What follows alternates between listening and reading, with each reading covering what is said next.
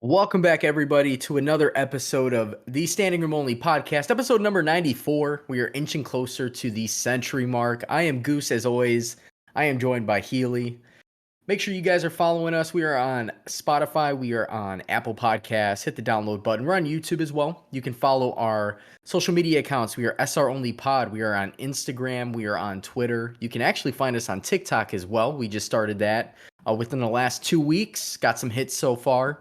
You can follow our personal accounts. I am iGoose with 4 O's. We have Healy as well.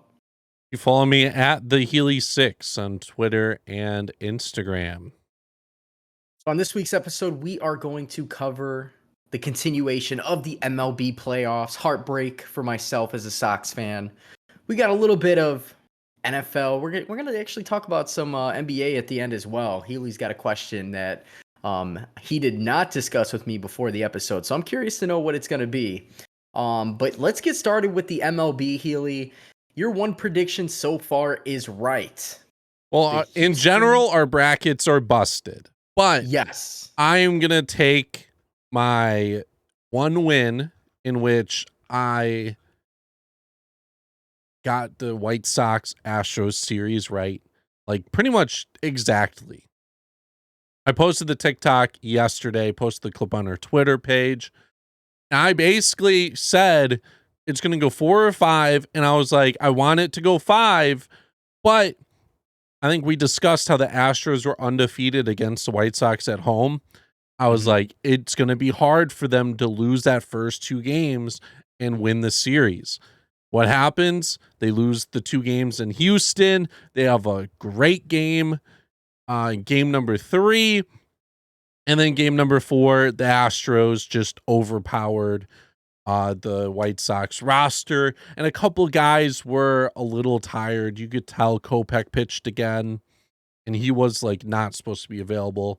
Rodon, he pitched great. It came down to 1 inning, and he had a few pitches in which could have, like the White Sox could have gotten out of the inning, but the umpire called a ball. And it resulted in a couple walks instead of a strikeout. He had a couple strikeout opportunities in which the call just didn't go his way. Led to a big inning, led to Rodon getting pulled early, and then that was it. They got stomped in that 4th game. It was rough. It's tough knowing that this Sox team has a very dangerous offense. I don't want to say 1 through weren't as dangerous as the Astros 1 through 9. I feel like, especially a few guys notables that a lot of people probably don't know unless you watch a lot of baseball. Like was Kyle Tucker. He's a rookie, I believe, was killing the baseball, and he bats 7th in that order. I think he's a 2nd-year player. He's a young guy, but yeah, okay, one of the best hitters on that team, batting 7th. Yeah, and that just says a lot. And I know the White Sox have had notoriously better pitching than what they've had. They made a lot of trades. The bullpen was supposed to be great. Unfortunately, they had to go to the bullpen early quite a few times. Lance Lynn was not the Lance Lynn we've seen all season in Game 1. Lucas Giolito got roughed up a little bit. Lucas Giolito, we've had a lot of very good outings. We've also had a lot of rough outings from him. Pitch count gets high early. It's just this Astros team they're that good. I know the world loves to hate the Astros because they cheated, and they are cheaters. But at the end of the day, give it a few more years. Nobody's going to talk about it. They're going to be like, wow, this team still continued to dominate, still continued to go to back-to-back ALCSs. Jose Altuve They've made it 5 seasons in a row, I think, to the ALCS. That's nuts. And I know they cheated at least once, if not more than once. But that's not, I can't take away from the talented team that they have offensively. The pitching wise, the Sox were hitting them, and this is where it got weird. The Sox had accumulated so many hits, like they were almost going hit for hit against the Astros. I know the Astros ended up with a few more hits per game, but nothing was more than a single. Minus Gavin Sheets in the last game had a home run and a double. We drew a few walks, not enough.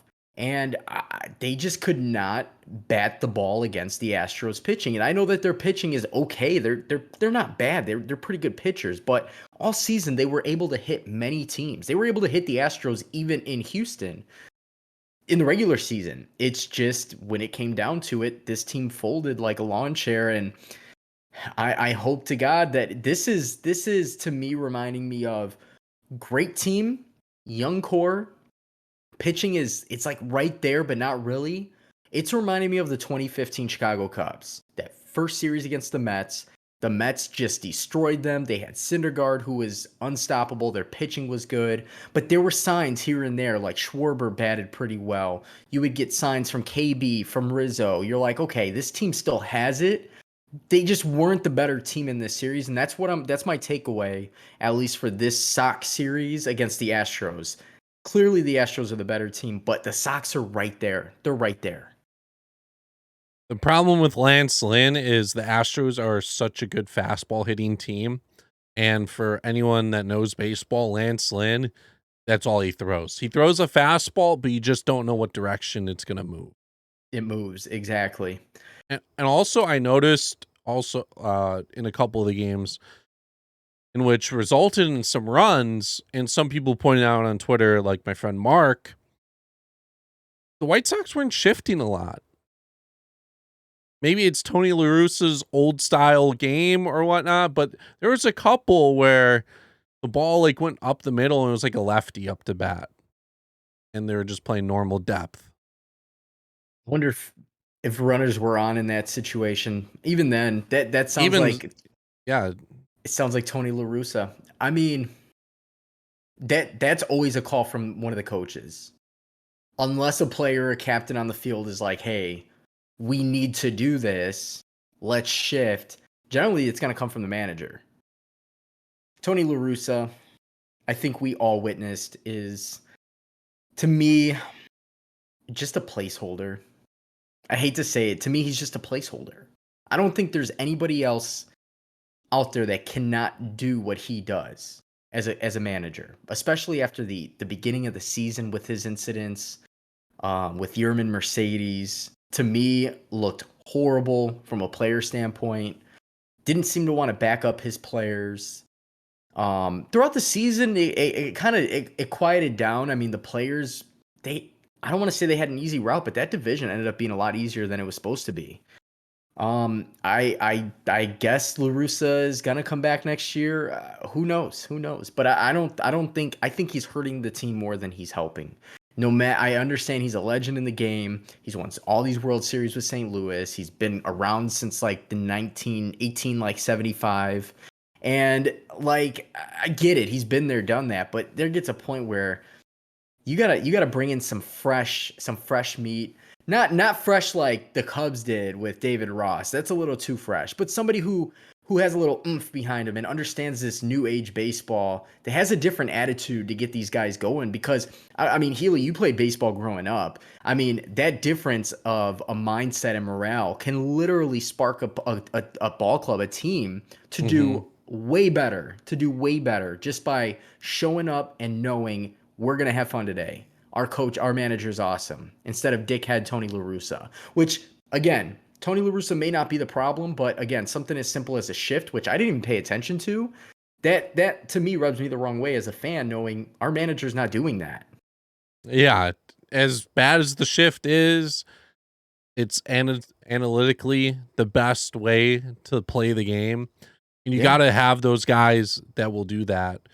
We did see it fail with the Rays. We'll talk about that and why it sometimes doesn't work, but you got to have a mixture of both. As much of a old school guy as you can be, you got to like come with the new age, and there's new tips and tricks you have to follow with that. Yeah, oh, absolutely. He did. Analytics will lead, basically, will rule the world in all of sports, not just baseball. Baseball analytics is proving, obviously we see with the Rays and other teams, it's just proving a factor there. He did try to get his team pumped up. It was a little too late though. I don't know if you saw Jose Abreu got hit and he was just out on the field like I get he's protecting this guy, But I don't get why the Astros would purposely hit someone on the White Sox in a game clinching game. I Made don't know no what sense. his deal was. Yeah. It's too late at that point. I mean, and players are going to get hit.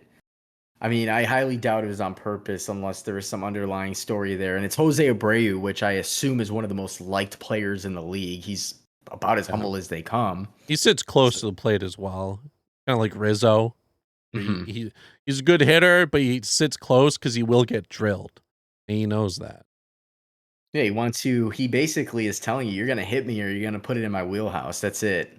Hmm. I think he got mad because Jose Altuve got hit early on in the game. And they thought it was like a retaliation. But I don't see Okay. why. The game was like 10-1. It was horrible. Sox had 7 hits in the game. In that last game, they had 7 hits. And Multiple was from Gavin Sheets as well. yeah, he had at least 2 hits. He had a home run early and a double early. There was times I think they had 2 runners. I think it was the first or second inning. 2 runners in scoring position. They're striking out. They went up against who came out of the bullpen that they rocked in like game 3. Yimi Garcia. Garcia came in and they couldn't even touch him after they rocked him before. It's tough. It was a tough. You know what? To me, it's a very humbling experience. Tim Anderson immediately got on social media and said, "We're gonna be back. We're gonna be back. You Hmm. gotta roll with the L's, and that's all they can do at this point." Um, I I don't see how the Astros don't end up in the World Series. Yeah, especially, well, two good hitting teams in the ALCS. What my one big takeaway from the series, not necessarily from the teams, but there's a lot of talk all over social media, was in game 3, also game 4 before the scores started getting out of hand. The fans brought it to the stadium. And I want to see that in the future. Don't wait until the playoffs. Like, be there Oh, all what? season long. The fans packed the stadium and they Oh, were yeah, going wild. yeah. I I mean you got to, you've got to. I mean that's the whole point of home field advantage too. Yeah, but I'm just saying in the future, do that more often. It's awesome to see that type of atmosphere. And by doing that, it'll become a better destination for players to go to. They're already in Chicago, but it's not the same as like going to the Chicago Cubs in a sense. But like if you have a lot of fans that are cheering and you're going to a great team, it'll become a free agent destination. And as unrealistic as this could be, they could be the more popular team in Chicago if they have more success that way. It'll Like be tough. that stadium was rocking. Geographically, the location, the Wrigley has the prime location. If you when we go to a Cubs game, 9 times out of 10 we're going down the strip. We're going somewhere after. You go to a White Sox game, we got a GPS back home. Not necessarily GPS. I know how to get back home, but you know what I'm getting at. Mm-hmm. It's not, and I know that they are starting to do some things around the area over there. Like when we went to the Sox game, I went to a couple this year, including one with you. I saw that they put like this little corner bar up, this cool little fancy bar. I wouldn't call it fancy, but it was kind of a cool bar um near the stadium that I have not seen. It has to be brand new, must have just opened. So normally you get like these I don't want to call them rundown, but they're pretty rundown apartments in that area. So it makes it hard as a fan. For me, I, as a Sox fan, love going to Cubs games. For one, I can watch baseball. It doesn't matter who is playing. But for two, I know I'm going with people, and there's a chance before or after the game, we're going to Cubby Bear. We're going to, Sluggers. We're going to different places because it's a more fun place to be. So I'm sure the Sox will eventually get something there. It is a bummer. I mean, I don't know how many years straight, even when they were winning before, like it's tough for them to sell out the stadium. When there was COVID restrictions, it was like the same amount of fans as if there weren't. So it's tough. It is tough. Yeah, and I just bring it up because I have been to so many in my life, and I want it to be like a similar atmosphere, especially with the team that they're putting out on the field and giving it their all every day. Yeah, and it's a cool. I mean, I love the stadium. The stadium's cool. They do the fireworks. They do a lot of fun stuff. There's a lot more to the stadium than compared to like Wrigley. Wrigley's obviously a much older stadium, so it would be cool to see them to rock the house. It would be pretty cool to see them rock the house. Moving on to the other AL matchup, we ended up seeing the Red Sox win the wild card game. Big surprise there. And then they surprised everyone again by beating the Rays in the ALDS in 4 games. Their lineup also is kind of deep compared to the Astros. I'm not going to say it's as good, but there are a lot of boppers in that lineup. And It's good. 1 through 9 is probably really good. I think both teams' catchers are just okay, so I'll say like 1 through 8. It's really deep. But Who's Maldonado versus who is it? Vasquez, Vasquez, yeah. Christian Vasquez, because the Red Sox you have Schwarber, you have Verdugo, you have Bogarts, Devers. Who's playing? Kike Hernandez, Hunter Renfroe, JD Martinez. Is JD back? Is he gonna be Yeah, playing in this? yeah, Nice. He played in that last series. He won 3-1. And there was something you were going to touch base on with we were talking about the shift. There was something that happened major, which is kind of cool to see. And I think were you referring to Randy Arozarena? No, I Oh, wasn't. okay. Because there was when he stole home. Yeah, I forgot about that. He stole home when the Red Sox had a shift on And a and the lefty on the pitcher. mound. Yeah, and I mean, there's nothing. There's like 3 pitches in a row. He was 50-60% of the way as the pitcher's delivering, and he just took off. And it's cool to see. You don't see it often. That's like, it's Willie Mays style. But that's where I thought you were going with that with the shift. No. Yeah, Randy Arozarena stole home, if you are unaware. And it was close because the guy was 60 feet away throwing the ball home. But Arozarena timed up the pitcher getting set. And as a pitcher, you have to sit there for like a moment. So as soon as he went to get set, Randy started running. The guy's like looking away. Some guys look towards first base or whatnot. And by the time you realize, guys are like, throw it home. He like stepped off real quick, threw it, and it was too late. Randy was in there. There's nothing you can do. And you're not holding him at third. So what are you going to do? Step off and throw it to the third baseman? He's shifted a little bit, at least enough. That's heads up baseball. That's what I call that. That's bad baseball by the Red Sox. Heads up baseball by the Rays. Obviously we saw ultimately the Red Sox ended up winning. Which was, yeah, like you said, a surprise. I personally, watching the game against the Yankees, watching just that final stretch of the season, I really like their offense. I think this is going to be a very fun ALCS that's worth a watch. It's definitely going to be worth a watch. There's going to be a lot of runs, especially both teams are deep. And also, I don't think the pitching, I feel like the pitching's leaning better towards the Astros. Could be wrong, though. But I feel like the rotation and some of the bullpen guys for the Red Sox are a little bit weaker. I'm going to, for my prediction, though, I'm going to say it goes 6 games and the Astros win.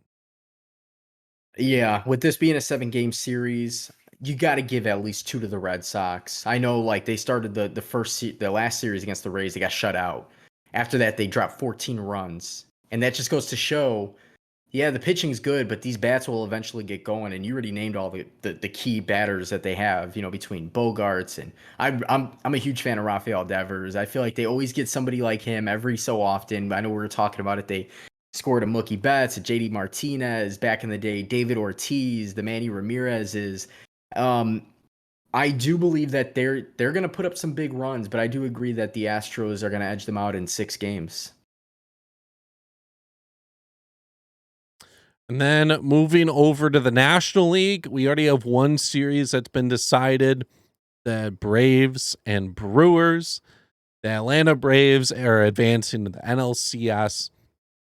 And the Brewers, what a disappointment that series was for them. They were like 0 for 16 with like runners in scoring position, I think, in that series. Wow. Or up until a certain point, because I wasn't able to watch the whole game yesterday. But up until a certain point, they were like 0 for 15 and whatnot. Runners in scoring position. Viciel Garcia went like 2 of 15. You had Colton Wong go like 3 of like 16. You had Christian Yelich be terrible. Did you see the last at bat? Well, the first at bat of yesterday's game, Christian Yelich's helmet flown off his head, and he looked terrible. And then the last at bat of the game, Christian Yelich watched a slider just go over the plate for strike 3. Wow. 0-2 count. He just watched strike 3. Their season was over. Unfortunate. The pitching wasn't bad. No. If you get shut out twice in a 5-game series, that tells a big tale right there that your bats are not showing up at all. It kind of reminds me of, I hate to say it, like the White Sox. Yeah, the White Sox had one big game where they blew up. Besides that, bats weren't alive at all. Atlanta, I don't know why I'm always biased for Atlanta teams, the Hawks and the Braves. Growing up, I was a Braves fan next to being a White Sox fan. But I'm excited. The pitching was great. I don't know if it was as great as it looked versus Milwaukee just not hitting the ball. Because we know Milwaukee's pitching is their bread and butter. It's been their bread and butter. Guys like Avisail Garcia, he used to be on the Sox, was a guy where he would bat 300 and then he would slump. He would slump somewhere. Always did. Christian Yelich, don't want to talk about him. I don't know what happened to him. He fell off he had the injuries, obviously. But yeah, huge game. Freddie Freeman hits the go-ahead home run in the 8th inning. Lefty. I love Freddie Freeman.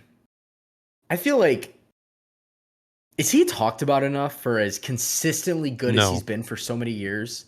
He is not. I feel like he's always got to be he's got to be a top 5 MVP vote getter, at least especially while Atlanta's been winning. He's always batting a 300 plus average. He's always 30 plus home runs. I'm sure you can get the more analytical numbers for me, but just the fact that they're getting to where they're getting, they're missing one of their best player, Ronald Acuna Jr. Young, super talented. He can steal the bag. He can force pitchers go deep in the count and hit. He can hit for power. He's gone. He's not going to return unless they do something crazy and he's able to return for the World Series. I don't see it happening. But Freddie Freeman continues to be good year over year. They have Austin Riley, who's great. They added Adam Duvall, Jock Peterson, who generally goes hitless in many games, but he's still a dangerous bat.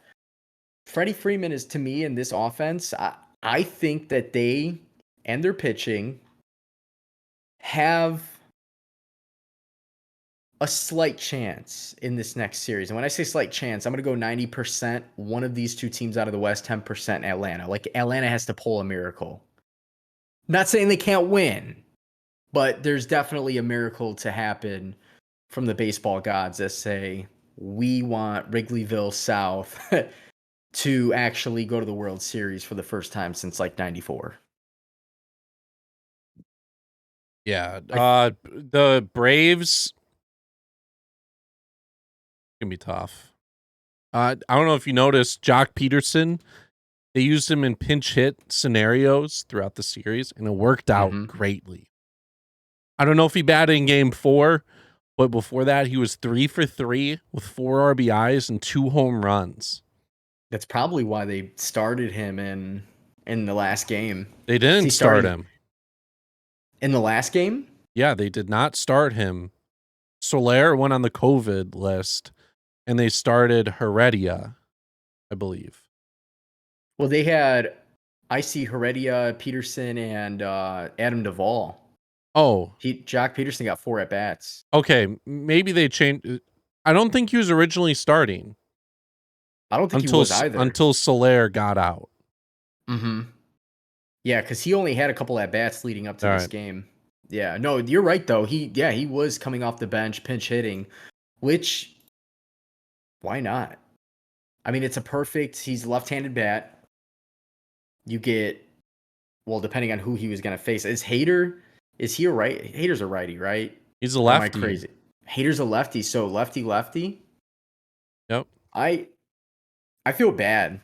Milwaukee actually pitched good. Just going over those games again, getting shut out twice, only losing that last game by 1 when they had like a 2 or 3 run lead at one point at towards the end of the game. It's just the better team, I guess, won it. It was just the hot bats won it, Mm-hmm. and that's going to be the tale of this whole playoffs. There's no way the Dodgers or Giants aren't going to have a crazy, like the NLCS and the ALCS. We're going to expect the bats to be out. They're going to be loud. And then the last NLDS matchup we have, Dodgers Giants, currently going into game 5. Each team split a game at home and on the road. So there's no home field advantage technically throughout this. The Giants are being the home team in this 5th and final game. I don't know the starters. I know Logan Webb, who has been dealing, is the starter for the Giants. The Dodgers, I think it's going to be Urias. I'm not entirely sure. But either Yeah. way, 2 decent starters. It's been close games. Well, game 4 was not close. The Dodgers blew them out. I think Dodgers wins have both been like blowouts. Mm-hmm. And both of the Giants wins have been pretty close. If I remember Giants. correctly. Yep. Game 1, Giants did shut them out 4-0. Dodgers came back, got that second game in San Francisco 9-2, huge win. And then the Giants only won 1-0. See, that's for me. Yes, the Dodgers did put up a lot of runs in their wins, but in their losses, they literally scored 0. And Mm-hmm. Logan Webb is on the mound. And I mean, he blanked the Dodgers in game 1. I mean, he blanked them. The Dodgers had a total of 5 hits. They were backed by home runs or the Giants were backed with home runs by Chris Bryant. Buster Posey had a 2-run shot. Brandon Crawford went deep. And Logan Webb in that game pitched 7 2/3. He was the one who gave up 5 hits. An inning and a third between the 2 relief pitchers. Logan Webb struck out 10. I don't know. He's good. He's really good. I don't know if I would still bet against the Dodgers at the end of the day. If I had to guess a team, I probably couldn't. I'm still going to lean the Dodgers because on paper, I think they are the better team. I'm probably going to lean against the Giants the rest of the way still. I'm still not a believer. I don't get it. Their magic that they're doing this year is crazy. I still don't get it. But they're doing their thing. We're about to see a very good game, hopefully. And I just hope it comes down the final couple innings. Couple runs here, and then the other team retaliates back with a couple of their own. Just give me a good game 5, because this might be the best series out of the whole MLB playoffs until the It would World be Series. cool. I'd be cool with the first 4 innings, a great pitching game. And then out of nowhere, someone breaks it up, 5th or 6th inning, and it's just back and forth for 3 whole innings. And it comes down to runners in scoring position for one team or the other in the top or the bottom of the 9th. Somebody closes it out or somebody comes in and wins it off with their bat. I don't care who it is, because to me, whoever wins is going to the World Series. That's my prediction. It's going to be the NL West in the World Series against the AL West. That's my prediction. Next week, We are going to be talking about. We should be in the NLCS quite a bit, I think. I wonder if there's a nice series. So the ALCS game one's October 16th. And then Saturday. Yep. Where's the AL on this? Hold on real quick. NLCS, ALCS. Oh, okay. So game one of the ALCS is on Friday. NLCS is going to be Saturday. We are going to be the 19th. We are going to be 3 games into the ALCS, and we'll be 2.5 games probably into the NLCS at this point. So next episode, be on the lookout for that. We're going to talk about the NFL weekend and big win for the Chicago Bears. Huge win. Huge win. In Oakland or in Las Vegas. Yeah, I made the same mistake talking to somebody about that. The defense played well again. The defense is getting to the quarterback. The defense, to be fair, has been doing it all season. They're forcing turnovers. They're hitting the quarterback. This time, the offense moved the ball a little bit better. Justin Fields is starting to look more comfortable. Obviously, David Montgomery's out. Damian Williams, the back, had a pretty damn good game. It's a big game. It's a big game. It's a confidence game that you need because of the Raiders started off hot. They started off by beating some key teams, and the Bears now have a divisional rival game this Sunday, their biggest rival in Chicago against Green Bay, who is also hot. A team that's also coming off of a good win. They're on a win streak right now. Justin Fields, I think it's very important. I'm glad he ended up not being hurt. There was a point where we thought he hurt his leg. He did, but it wasn't serious, and he ran back on the field. But I think it's very important that he deals with that he goes through and takes these hits. He goes through and throws some interceptions. He makes the bad pass, and he just gets it out of the way. I think it's the most important thing. I know Andy Dalton was ready to lock and load and get in there and finish the game. Didn't need him. So it's gonna be a fun game this Sunday. And that was a big win for the Bears. That was a huge win for the Bears. The Raiders just couldn't stay on the field. The constant pressure was great to see from the Bears. They've been doing it. They were doing it to Cleveland.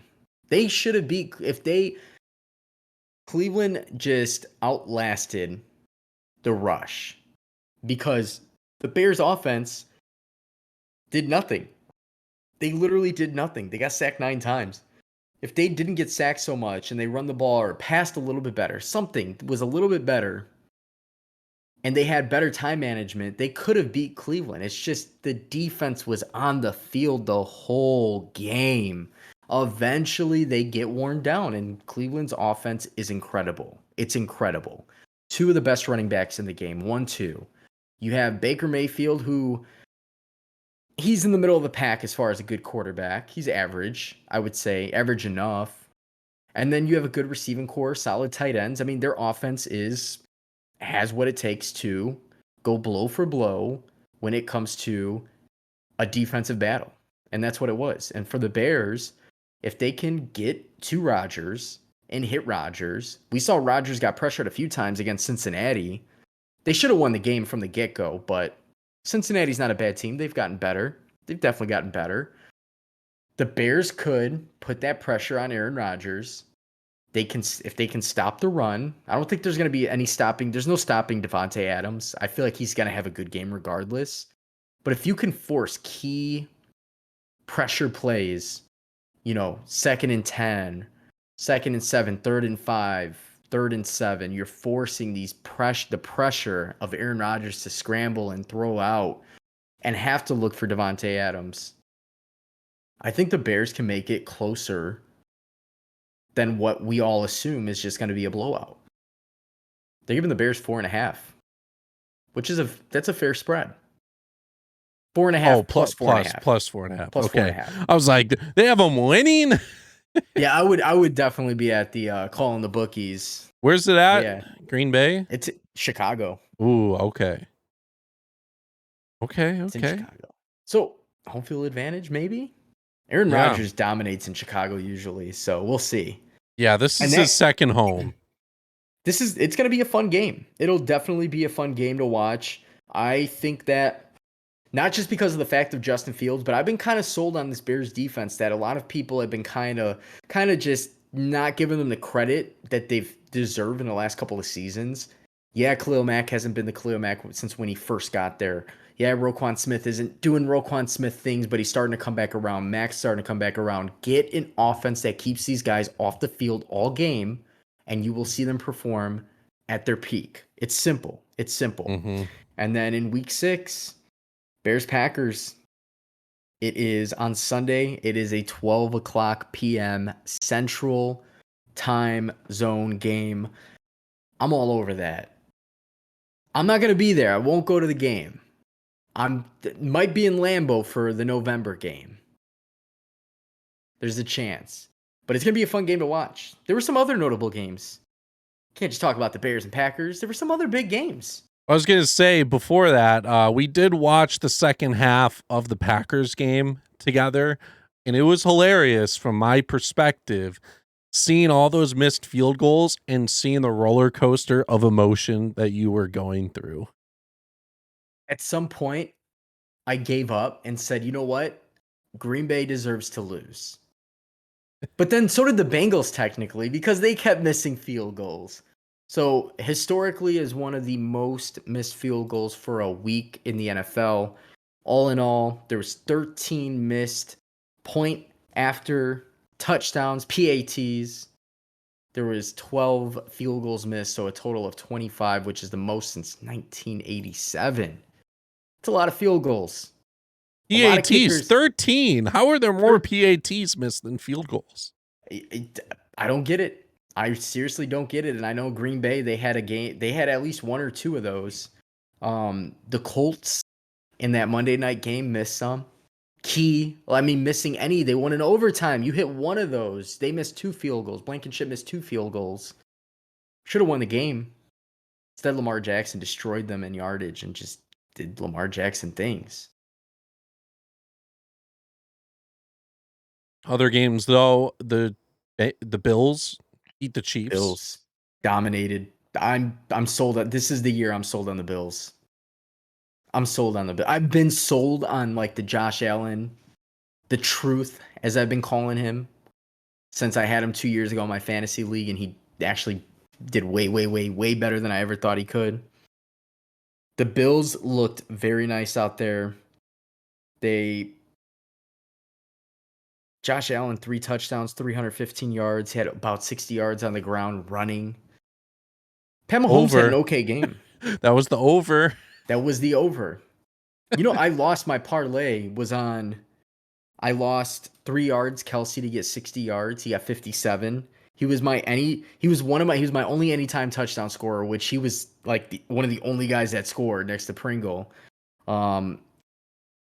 Everything else hit. Everything else. Oh, and my over under. I actually gave the Chiefs 16 and a half points, and they ended up losing by 18. So I did technically lose 2 legs on that parlay, but still a fun parlay nonetheless. It was just a fun game. I mean, Mahomes threw 2 interceptions. This Bills defense looked great. They had 2 sacks. They pressured him a bunch. I am like I said, I'm sold. I'm sold on this Bills team. I don't know. Yeah. That's all I got to say on that. They are 4-1 on the season. We did see some other notable games. One was the Giants-Cowboys. Not really a notable game, but Saquon Barkley had a freak injury. He was just kind of just jogging at the end of the play and rolled his ankle on another player's foot. Ankle was swollen. It was bad. It was bad. He's gonna probably miss a few weeks. So go out there if you guys haven't yet. If you're in fantasy, go grab Devontae Booker. It's a must grab. Guaranteed to get you 8 to 10 points easily, if not more. Some other notable games though. Rams and Seahawks. Seahawks beat the Rams. It was a big game. They were coming off a loss to the Cardinals. Obviously, Seahawks, division game, division rivals. We saw Russell Wilson break his finger. I don't know Yeah. if it was dislocated or broken. It was something. It was wild. It was zigzags. I haven't Geno seen it, but I saw people being like, stop showing it. I guess on the broadcast, they just kept showing it over and over again. Twitter was blowing up. It was like I saw memes of him trying to cast a spell with his finger because it was like it was just weird. Geno Smith came in, led him to He's like still a 90 in the yard. league. Yeah, I know. That's what I said too. And you know what's funny? Everybody said that, but the first drive he came in, he had like a 90 or 98 yard drive and scored and kept them in the game. He threw an interception at the end when it was a 6-point game, and it wasn't really his fault. Tyler Lockett was running his route across the field, and it's almost like he tried to flop off a defender to get a pass interference instead of completing his route. And he fell, and the pass was an overthrow at that point, and it got intercepted. So that was the only bad pass of the game, I would say. But it could have. I would put it on Tyler Lockett as just falling on his route. That was it. Other than that, Geno Smith didn't look that bad. I don't know how old he is. I feel like I haven't heard his 30. name in 15 years. It's only 30. Yeah, but I feel like he should have been out of the league. I don't know. Like he wasn't that great in New York, and after that, didn't really hear of like him going around being a backup quarterback. I thought he was like out of the league. Yeah, he's just a backup. That's all he's been since 2014. That's it. He started a few games in 14. After that, he was just a backup. The Chargers, the Giants, I do remember him with the Giants. I remember him with the Giants as well. Played a couple of games. But now we're going to see him, unless there's somebody else that's going to start. Geno Smith is going to be the starter for 4 to 8 weeks. It's a pretty big time frame for a broken finger. Like 4 to 8 weeks, 1 to 2 months. I'm going to give it the 6-week mark. We'll see Russell Wilson back in, unless they're really just out of it, because that division is so good. You have the Cardinals are still undefeated. They won again. You have the Rams, who lost to the Cardinals, are still one of the best teams in the NFL. Defensively, offense looks good. And then obviously there is San Francisco, which we don't know what's going to happen with them. Trey Lance just got hurt. He's going to be missing games too. So I think Garoppolo's going to be back in starting. But that was a key game there. That was another key game. What else do we have? Brady went off 411 passing yards, 5 touchdowns. Took him out at the end of the game. Let the backup get in there. Brady's unbelievable. We don't have to get too much into it because it was just a lopsided game from the get-go. Destroyed Miami. Miami's tough. That's a tough franchise right there. I thought they'd be better this year, considering they were good last year. Browns and Chargers blew up for almost 100 points. I think I like the Chargers a lot. I think this is the year we see them push for the playoffs also. Justin Herbert, practically 400 yards, 4 touchdowns, on a team that defensively has been pretty solid.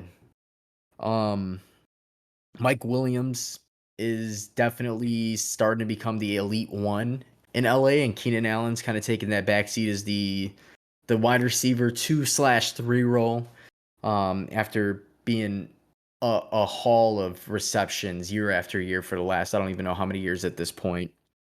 But those are some notable games for this week. Nothing too crazy. We do it again. We had some injuries. Saquon's out. You got that's pretty much it. Saquon's out and Russell Wilson. This week, some notable games coming up. We do have, as we already mentioned, the Chicago Bears. We got the Packers. Bucks and Eagles are a Thursday night game. They're actually starting to put better matchups on Thursday, which is cool. They're making it interesting. I still think the Bucks will win, but the Eagles and Tom Brady, I don't know why, but I feel like they play Tom Brady extremely well and have. So we'll see what happens with that game. Other notable games, Cowboys Patriots should be an interesting game. Patriots, I don't think are Their defense is good, but I still think Dak Prescott's going to put up big numbers. America's teams. That's literally America's teams. Maybe not so much for the Patriots since Tom Brady isn't there anymore. And then you have the Raiders, Broncos. Both are 3-2, obviously in the AFC West. That's going to be a big matchup. The Raiders, obviously, they lost John Gruden due to some horrible things that he had said previously for the last, I don't know how many years, emails that got dug up, and just goes to show you got to be careful out there. I'm not going to get too much into it, but you just got to be careful out there. If somebody wants to ruin your life, they can, if you put it on social media. Simple. Or in emails, work emails especially. I can go to anybody's, yeah, never mind. But you also have the Chiefs in a redemption game, need to win. They're 2-3 against Washington. I assume they are going to destroy Washington, the Washington football team. But the reason why I point that out is because if you guys have scary Terry McLaurin, if you have Antonio Gibson, I say they are a must start. These are guys to look for in FanDuel as well, only because they will be playing from behind, and the Chiefs defense gives up a lot of yards. Be on the lookout. Not a notable game because of any reason other than that. That's pretty much the only fun matchup that we have. Oh, Cardinals and the Browns. The Arizona Cardinals against the Browns. Cardinals are undefeated, facing a tough Browns team. I still think Arizona is going to pull it off. They are giving the Browns, though. Browns are 3-2. Cardinals are 5-0. They're giving the Browns a 3-point advantage. They have to be home then. They are the home team. Okay, they are the that home makes team. sense. So that might be one to look at. The over-under's 49 points. I personally think they will surpass that. I just feel with Kyler Murray back there, that's what it's going to end up being. And then, of course, Monday night you have the Bills and Titans, which actually could end up being a pretty good game. Titans they've been running the ball extremely well, as always, winning. I know they won last week, so that's pretty much going to cover the NFL. Be on the lookout. I'm going to have a lineup. I'm going to have a FanDuel lineup. My last one, it crapped the bed. It was horrible. Shit the bed. I don't know why. I had guys like Laviska Shenault with Jacksonville, who should be their number one, didn't get like a target until the end of the game, and it was a 60-yard catch, which I assumed he would get like 8 to 10 targets of that nature. So be on the lookout. We can only go up from here. An L isn't a loss, just a lesson learned. That's all. So be on the lookout on Twitter, perhaps Instagram as well. And then we're going to slide over to the NBA. It's looking good for us. Chicago Bulls fans. Yeah, preseason wrapping up next Tuesday, opening night. We're going to be doing our preseason predictions. Technically, that episode will come out late Tuesday night. You can listen to it early Wednesday morning. I'm excited for preseason to finally be over because we actually get to see the serious stuff, the serious rotations, guys putting in minutes, and seeing some empty box scores. A big thing I'm looking forward to with the end of preseason will be Friday, I believe. Pat Williams makes his preseason debut. He's been hurt. He's finally coming back. He's going to be a part of that starting rotation, I believe. They are facing the Grizzlies. Again, preseason games, they don't matter, but they do when you have a team that is still kind of new together. And the Bulls have been a team that's been playing excellent. They've been blowing out teams by 30 plus, if not 40. I don't look into that too much like a lot of the fans are. My biggest thing is seeing how the ball movement is, how they draw up offensive plays, and how the defense looks. And I'm sold so far. I'm sold. Do you want to go over the question I have? Yeah, I've been thinking about what you could potentially ask. All right. So I was listening to Through the Wire, and they were going over different stuff about NBA GMs answering certain questions. But my question that we'll discuss over the next few minutes, and it's kind of like an obvious one that happens year after year. If you had to pick one player in the NBA to start your franchise today, who are you taking? That's a good question. Because it's not like you could say LeBron anymore. It's also not like you can necessarily say Kevin Durant anymore. Because if you want to win for the next few years, like 2 to 3, sure. But as an NBA franchise, you're going for the long ball, like the long run. You got to take someone else. Right now, with their age, like right now, that's tough. That's tough because I know a lot of people are gonna go with the super young, talented guys, the Trey Youngs, the Lukas, some of those types of guys, Zion's. I personally is a good age. I'm gonna stick with Giannis. Yeah. I feel like right now, as he just won the championship, but he's won multiple MVPs the past 3 seasons. He's won a Defensive Player of the Year. He's had a very efficient season. He's 26, I believe. So you'll get at least 10 years out of him.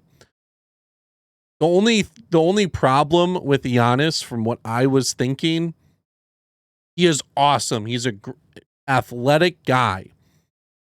The only problem you could run into, like, let's say 6, 7 years down the line, is his athleticism declining and his skills not adjusting to that.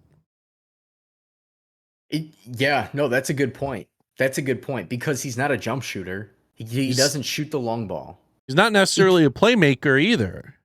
He's not. He's right now his and we've talked about it, you've hit on it, is you even asked in the playoffs, how does a team not stop a guy who just sprints to the bucket? Eventually, and you can look in the history, he will pack on weight. He has to somehow maintain his weight.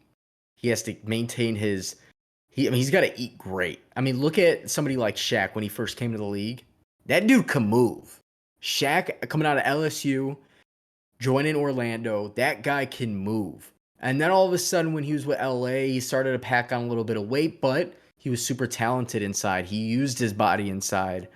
Giannis would have to develop that almost that paint presence or develop a jump shot. I do agree with you. But I would take his athleticism for the next 4 to 5 years, assuming he declines athletically after 4 to 5 years, because that's about the stretch you start to see guys, unless he pulls a LeBron. I would keep him. I would take him over Luca. I would take him over Durant. I love Durant, but Durant's at that age now. What is he, 33? Mm-hmm.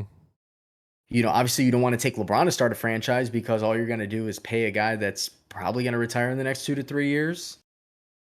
And there's a lot of other good, talented players out there. There are. You know, you can go through the whole list. There's guys like I said, Zion. Everybody's gonna say Luca. You have Jason Tatum. Jason Tatum could be a guy. This dude year over year is getting better. There was a game he dropped like back to back like 40 or 50-point games in this season. And if it wasn't for him, this Boston team would not even be a playoff team. You could take Jaylen Brown off the roster, and they are going to hurt from that, but not the same way they would hurt without Jason Tatum.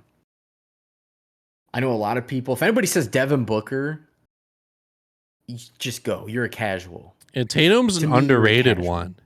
So I think Jason Tatum is very he's good. still very young. The Jason- problem when yeah, we'll continue with this before I get on to another ramble. I was going to say, yeah, Jason Tatum, just the fact that his minutes has increased slowly. He was born in 98, so that makes him, 23 years old. Just turned 23 in March. He's a 40% three-point shooter. He averaged almost 27 a game. His rebounding, 7.5 rebounds, 4.5 assists almost. I mean, he's a small forward. He's a forward. He's a small forward. He could play the 3 or the 4, and that's the nice part about it. He's a two-way player. He could shoot. He can play the inside game. Defense isn't bad, but that would be the only other guy I can really think of if I had to start a franchise right now and I had the first pick. And it's tough saying like Trae Young, he's going to lead the Atlanta Hawks, but I feel like you need a system around him. Like when you think of this question, you're thinking of, let's just say there's an expansion team, they get one superstar, and then you get a bunch of random guys around the league in which teams do not control. Like they select their 6, 7 guys that they want on their team, and then the rest is free game. You got to think like if this team's drafting a superstar and they're only getting like average players around the league to at least start off, like this guy isn't going to get another super great player around him. I don't know if Trae Young can do it at this point. Same with Luka. Like we've seen him kind of do it with the Mavs, but they aren't necessarily a championship caliber team. They're playoffs caliber, but they are not a championship caliber team. Yeah, I completely agree. I think Luka, the only reason is you get extra years out of him being 22 years old. Mm-hmm. And I mean, Luka is. It's funny because I see a lot of people hate on Luka, and it's the same people that don't hate on certain players they shouldn't. Luka's good. He's only getting better. Yes.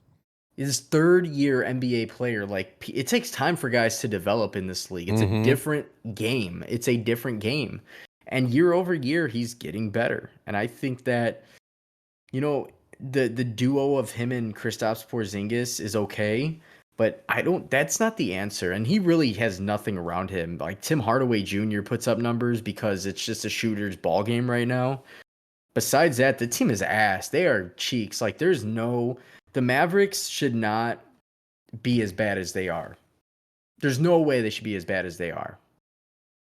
Yeah, and with Giannis, at least you get a guaranteed, especially playoff time, you get a guaranteed like 40 and 10 out of him, which is absurd. Yeah, you could get 30 and 10 out of like Luka, but it depends. Some nights you might get 20. Like it's more of a guarantee to get points out of Giannis, and especially his defensive presence. He plays both sides of the ball very well. He's able to guard a lot of different players. I think he's just a guaranteed choice at the moment. He's one of the best we've ever watched. I hate to say it. I know it's early in his career. Talent-wise, the way that nobody can stop him. He's a stretch forward. He was out there. I don't know how often he was guarding Durant. Because there was some games where he pointed out that he wasn't guarding Durant for whatever reason. But I would take Giannis, who can do it all over the court. Rebound, block, play a full game if he has to, plus overtime. And give me a Chris Middleton, who can shoot just as well, if not better, than Luka Doncic. You can find shooters in this league. Luka is a good playmaker. I'll give him that. But Giannis he's proven to be a playmaker too. He's driving and finding guys open in the corner. PJ Tucker. Now he's going to have Grayson Allen, Chris Middleton, Drew Holiday. I mean, this team is going to be tough while DiVincenzo's coming back. DiVincenzo's coming back. Defense is getting better. So I personally, if you go with anybody other than Giannis, thank you. I will take my championship. You can sell your tickets. I'm winning championships.